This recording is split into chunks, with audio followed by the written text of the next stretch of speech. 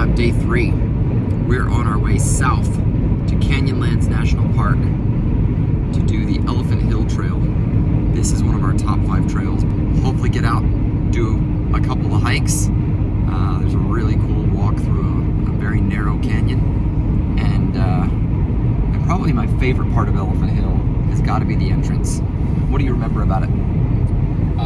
It's an immediate climb. As soon as you leave gravel, you're on rock and you're climbing. Really cool switchbacks and views. And there's actually a portion of it where it is even not required, but highly recommended that you reverse. And so I like that you get to test your skills in a way that you typically do not. Yeah, very unique, very unique. We love it. It's a great trail, and I hope you enjoy it too. Thanks for watching. I'm worried about this. He's as close to the edge as he wants to be. It could be a commercial for gladiators. Just kind of watch your side. Oh, hang on. I didn't have it on right. I need to know my line. It's time to get rolling. So when you're driving down to Elephant Hill from Moab, I think it's like an hour and a half drive. Be prepared for some highway time. It's beautiful. Make sure your cruise control works. Then you'll get to Canyonlands National Park, and you'll take a right, and you'll start heading into, I believe it's called the Needles District.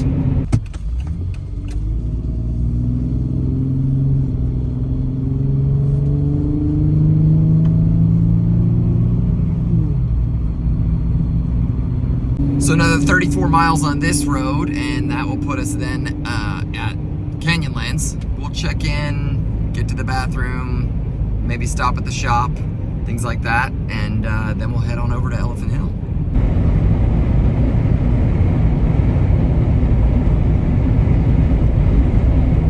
As we pull into Elephant Hill, we made a stop at the visitor center, and one of the things we always like to do when we come on these adventures is pick up a patch.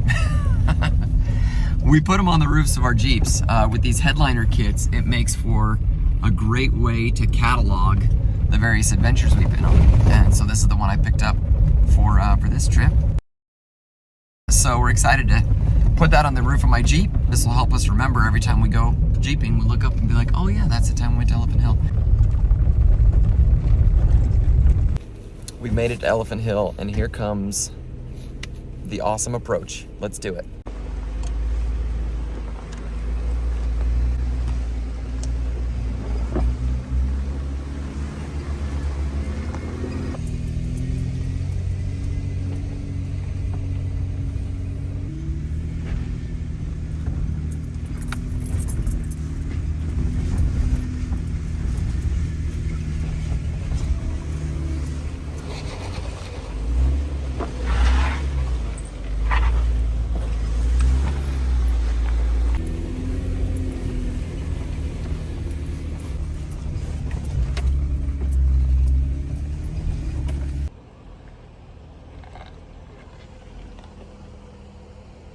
One of the cool things about Elephant Hill is that multiple times you have to find spots where you have to turn around and go up the opposite directions. So right now, John and Chris are reversing so that they can then come back up this part of the trail, because it's so narrow that you can't just make this turn right here.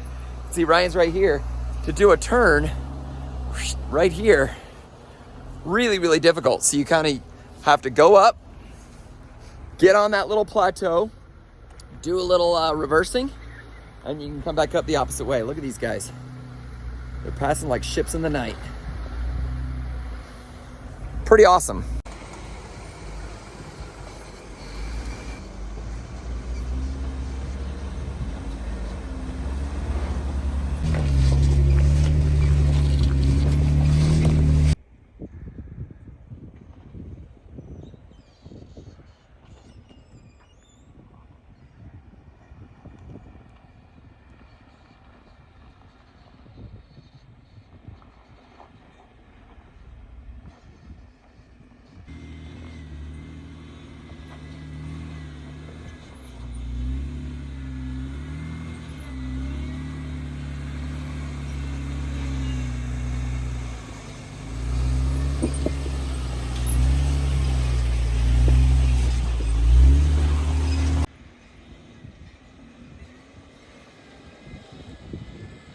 So this trail gets its name from a set of rock structures here and here that look like elephants. You can kind of see, like, there's the back, there's the back, there's a head, and it looks like two elephants kind of standing in the way. So there's the head, there's the back, there's the head, there's the back, and it looks like two elephants kind of walking along in a thing.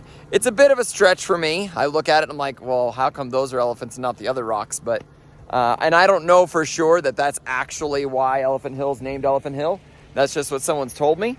The source was less than credible, but that's the only reason I would know to call it Elephant Hill, and so we're gonna go with it. If you know a better story about why Elephant Hill got its name, then I would love to hear it. Please put in the comments below.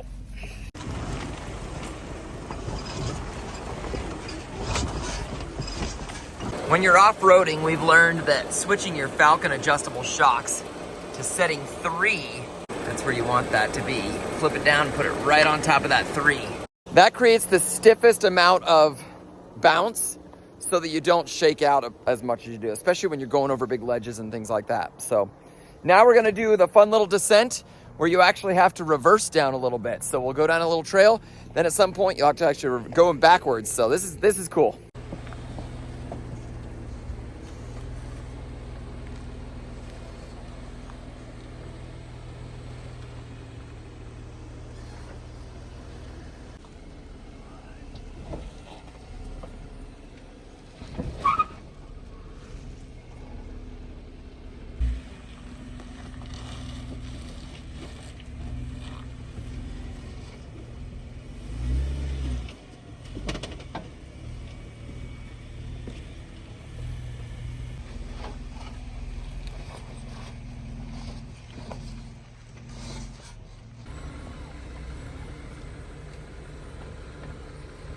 So as Ryan comes down the hill right here, he's gonna run himself into a rock right here, and you'll notice this sign that says, pull in, back down.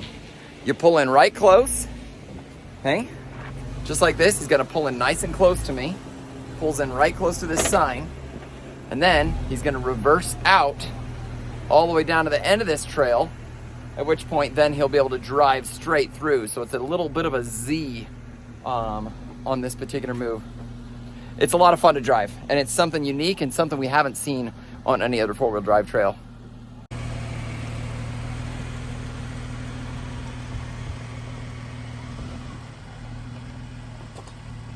I don't know if this has a name or not. I call it the Z, what we always call it, the back down part or whatever, but it's another one of the things that makes Elephant Hill absolutely so unique in its experience. Again, no other trail we've been on does that. So if you know of another trail, put it in the comments. I want to hear about it.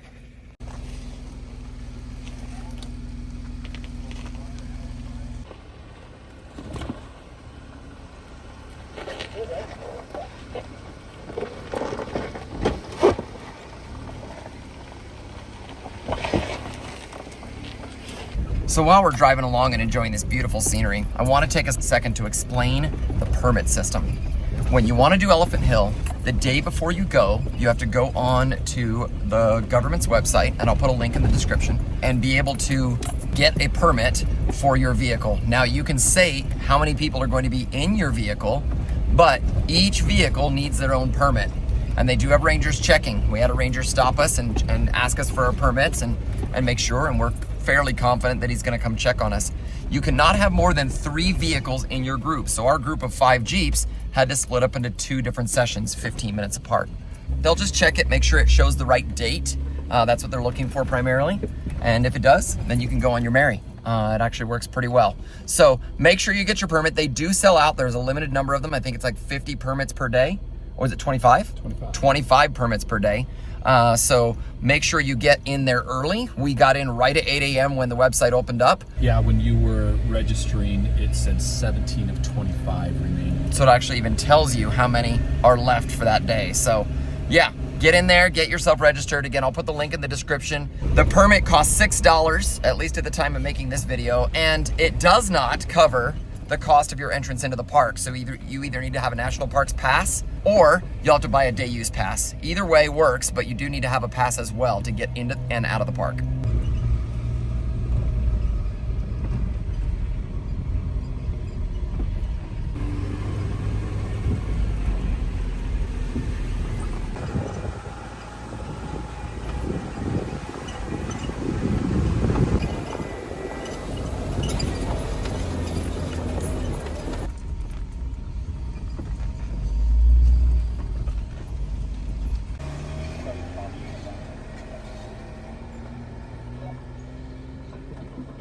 So I hopped in with Jared real quick as we were capturing different shots. And I'm curious to know from you, do you have a top 5? Have you thought about it? And what makes those trails in your top 5?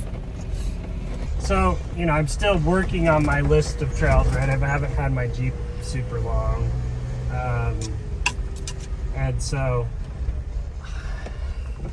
Top of the World was amazing. I don't know, man. I haven't worked through my list, I guess, in order. You know what I mean? I've done, you know, Hells, Fins, Canes Creek twice. I don't know, man. There's a lot. What is it about those trails that makes them your top trails? The experiences, you know, being able to kind of, I think a lot of it's being with friends, but I also love the scenery, right? I mean, Top of the World's pretty amazing when you get up there and look out and see it. The Rubicon was beautiful. I don't know. I'd have to think more about it, but the trail that I'm on is the trail that I enjoy, right?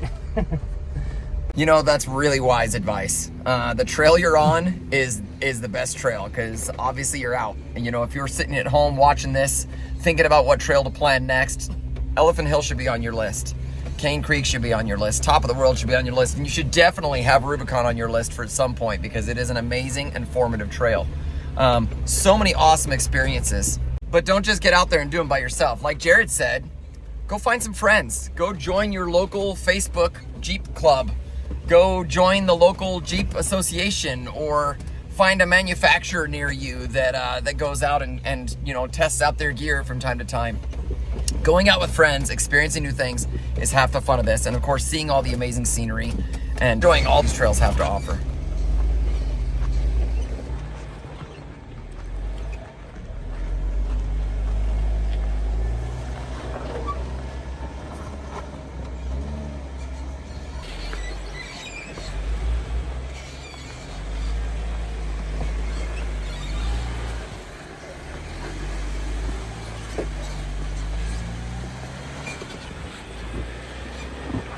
Well, we wanted to get the drone out and have some really cool shots of the trail.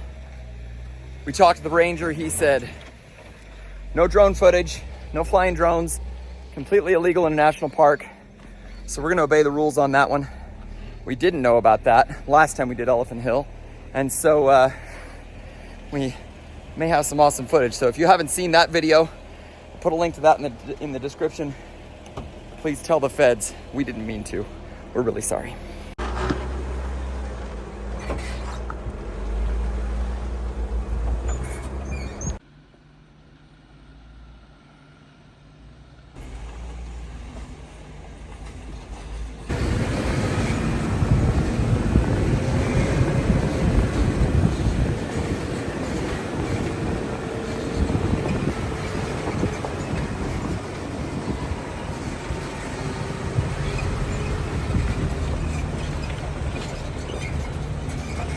Every once in a while, when you're coming along, you see little things that look like caves.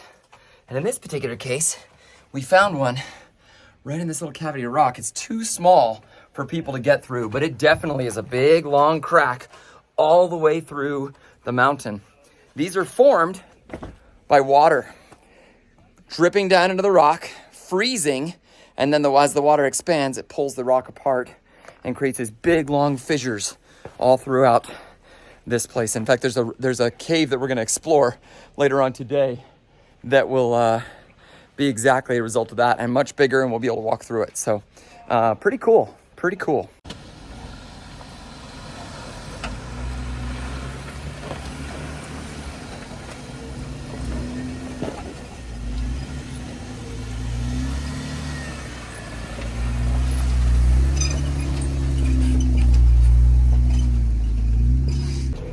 So we are now to the, is it Devil's Pocket, John? I think so. Devil's Pocket.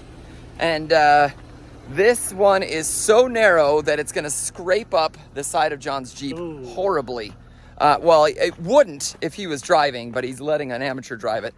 And therefore, he's going to basically have a ruined jail at the end of this. Are you okay with that? How horribly? What do you mean by horribly? I'm talking like, people are going to think that you've got intentional like stripes on the side of your vehicle. I'm not driving. Yeah, it's probably smart. So this is the Devil's Pocket. It used to be a lot more challenging because the ground was actually lower. And when it was lower, it was more narrow and was harder.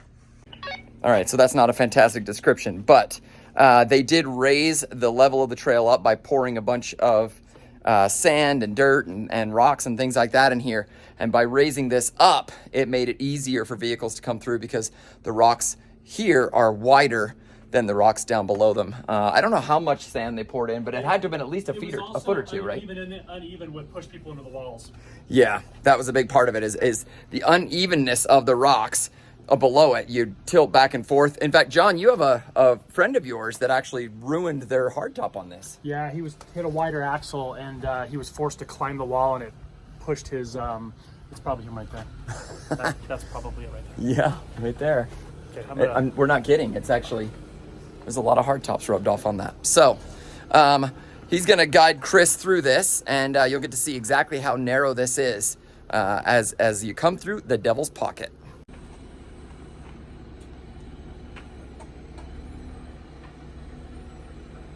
just kind of watch your side, and if your side's good, I'll watch the passenger side, and you'll be fine. Come on.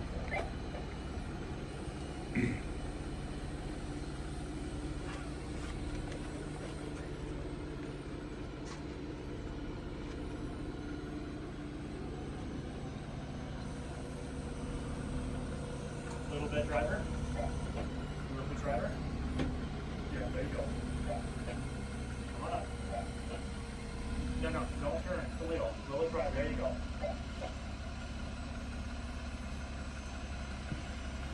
little bit passenger. You can see how narrow this is. I mean, this is really, for the person in the driver's seat, it can be harrowing. Got a good line. And one of the tricky parts is, someone who's driven it before, is your spotter's got to be watching you, because what you might think is going straight actually sometimes isn't, based on the curve of the wall. You can kind of see this wall goes this way and this one goes this way. So by having those curves, it gives you this illusion that you're going straight when you actually aren't. And you end up climbing the wall, which tips your hardtop towards the other side and can cause some damage.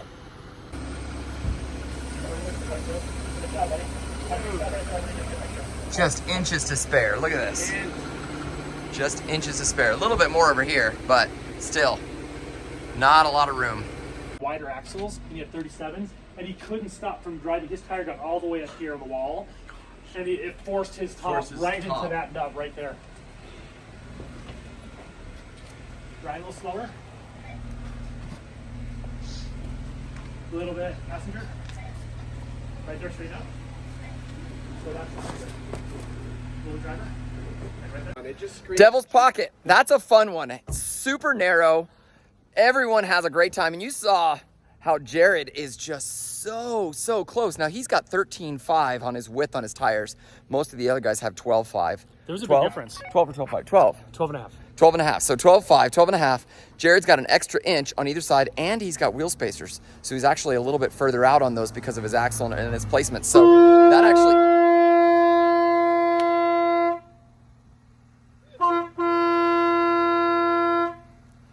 You'd think that I was uttering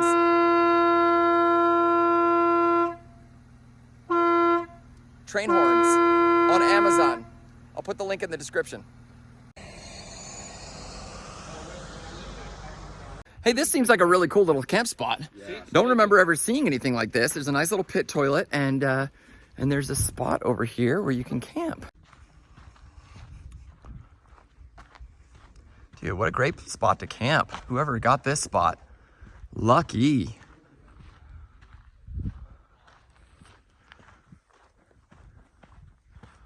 Oh, that's cool.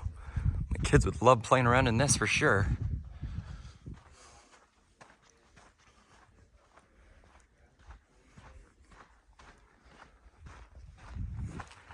Air is significantly cooler back here. Oh, wow.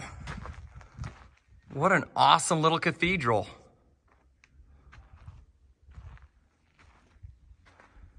At least for me, exploration like this is a lot of fun. I love to find new places, love to see what they look like, and have the prospect of being able to bring back the people I care about to check it out for themselves.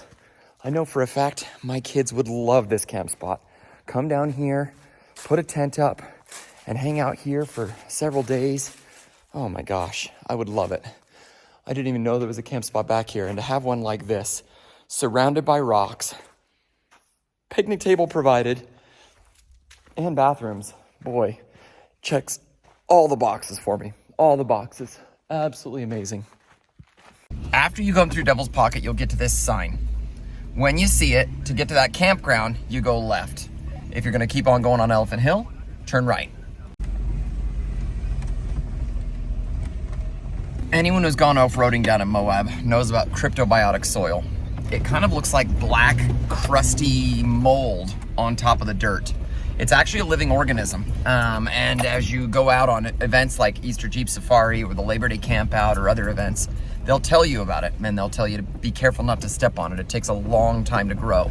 Essentially, as it's growing on top of the sand and the dirt, it's holding it all together in one spot. And because it's a living thing, it actually will, when you step on it, die, get ruined, and will take a very long time to grow back, in which case now that spot where you stepped or dug or whatever is now susceptible to the wind blowing it away and causing erosion. So as you're out, tread carefully, pay attention to where you step, try not to step on it because it does help to hold the land together and to make sure this doesn't turn into a giant barren desert wasteland.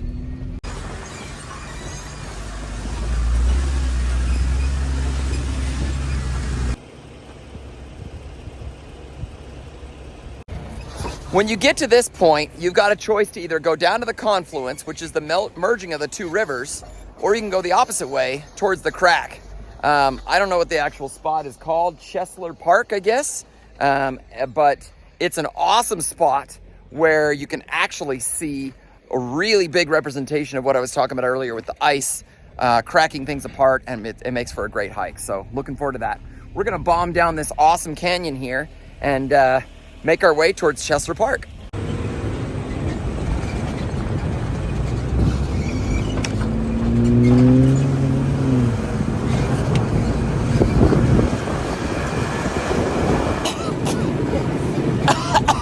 That's a lot of dust. I'm getting smacked by trees. The things I do for awesome video shots.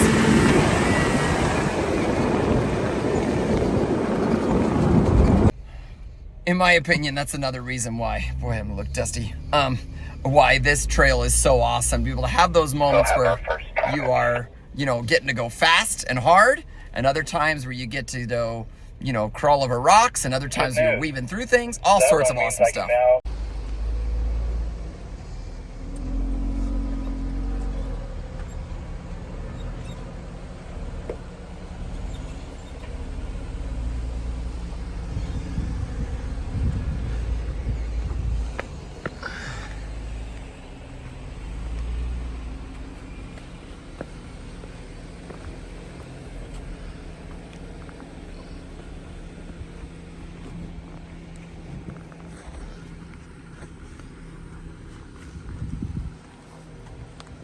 I remember coming through here and none of the dirt and sand was filled in. It was big rocks that you had to climb over. Then you had to come in and go here and then back down this trail here. So they made a lot of improvements, and that's one of the things I love about the Forest Service is they're always coming in trying to make the trails better. Some might argue that by being them more challenging that they're not better, but you know what? If they're safer for people, if it allows you to do less vehicle damage and allows more people to enjoy them, that's a great thing, right? This used to be way harder. Way harder.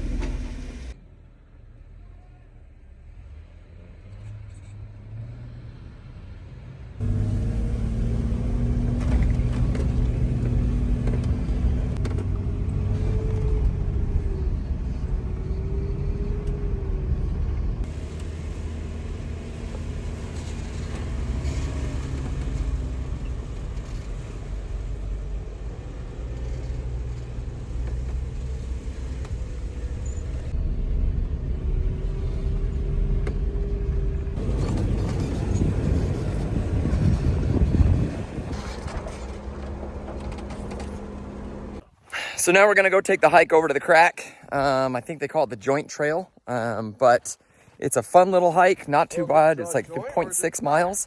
And then when you get there, there's this pretty spectacular little travel through a giant rock that's been split in two by, wait, I'm going the wrong way. These guys are like, hey, where are you going? Giant rock that's been split in two by ice. Miles.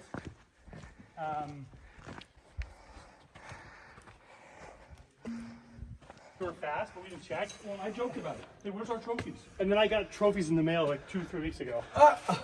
I got third place medals. I was like, oh, that's pretty cool.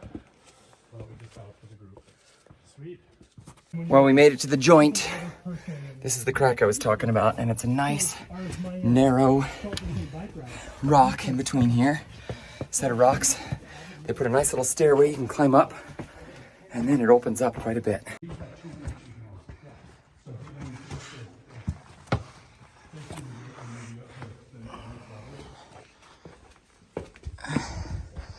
And there's little tunnels and pathways all throughout here. So when you come down here, hike the half mile in, and then just go get lost. Have some fun. We're gonna do that right now.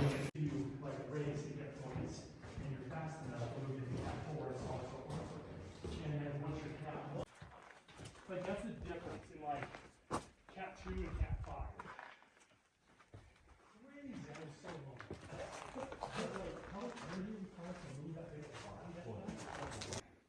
Well, the video certainly doesn't do it justice. It is a really cool experience to be in this small little hallway with these towering cliffs. You can see the sky up above, but it's muffled and quiet. You just hear the voices of the other people in your group, and I hope you're enjoying this, but I hope this also inspires you to put the phone down, turn the computer off, hop in your Jeep, and go have this same adventure yourself.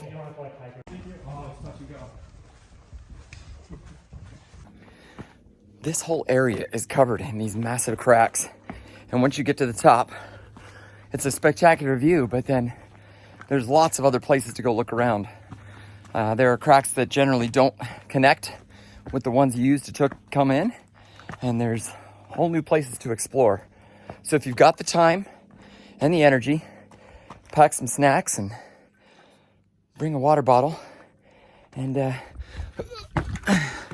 do a little jumping over some of these things and go find yourself some cool places to explore. You won't regret it.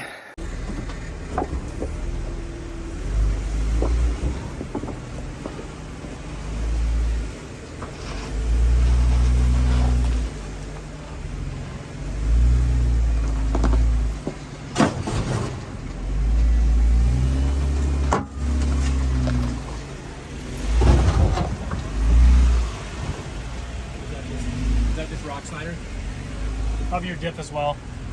I had him go around the rocks and you just went over them. It looked good. Well, we're on our way back from lunch and from our little hike. It was a lot of fun. And when you hear a pop like that, it's always good to stop and just inspect everything. So let's just stop, get out, look and see what's going on.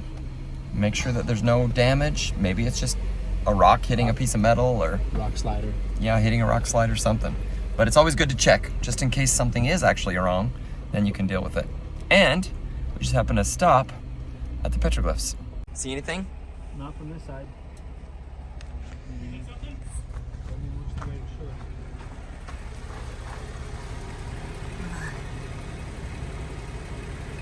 Everything's just fine, but it's always good to double check.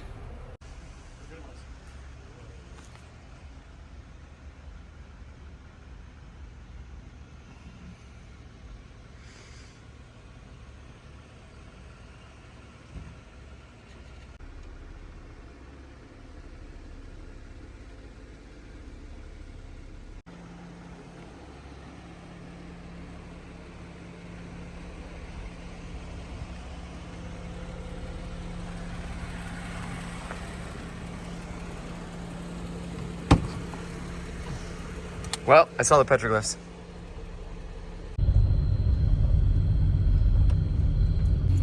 Next next we're heading out to the Confluence, which is where the Green and Colorado, I believe, rivers combine. And as the two converge, it becomes one super river that plans on taking over the world.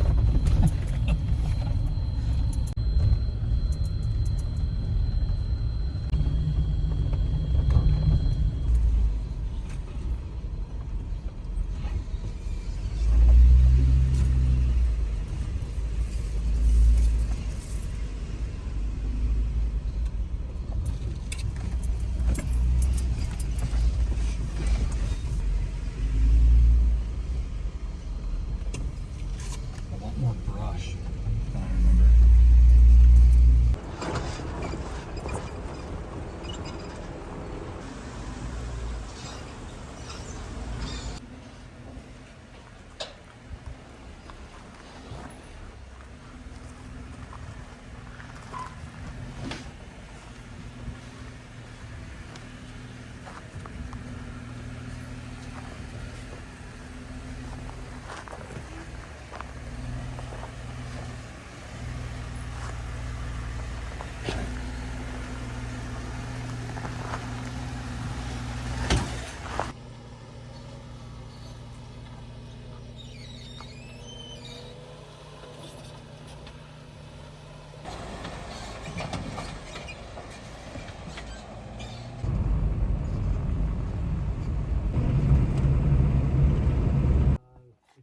Well, we reached the Confluence Overlook, or at least the trailhead for it. And it's a short hike up to where the rivers meet. We'll be several hundred feet above it. I believe, if I remember correctly, we'll be about 400 to 500 feet above the water level.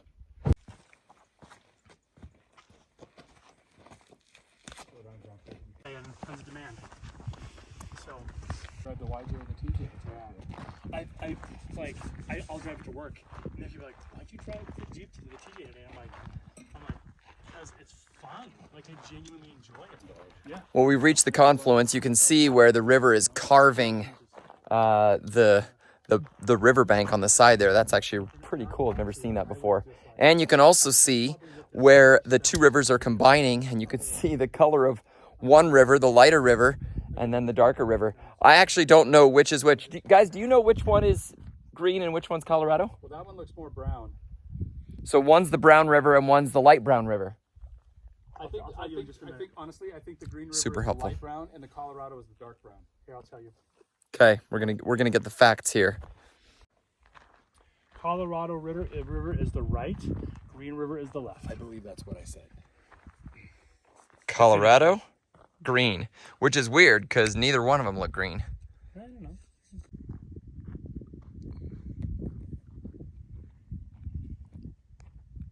Somehow the combination of the two rivers looks smaller than before. Yeah. I'm confused. So we just wrapped up the Confluence hike back in the Jeeps, and it's a great way to end a trail and a great way to end an awesome event. This year's BROAB has been incredible. We've had a lot of fun, done a lot of great trails. Ryan, thank you for driving all the times you did, and we've had a good time. Thanks again. Don't forget to like, subscribe, and share it and all that stuff. Hit that little bell icon if you want to get notified when new videos come out, and leave any comments for us on what you think we should do for next year's BROAB event, or any other videos you might be interested in seeing. Thanks a bunch, guys. We'll see you later.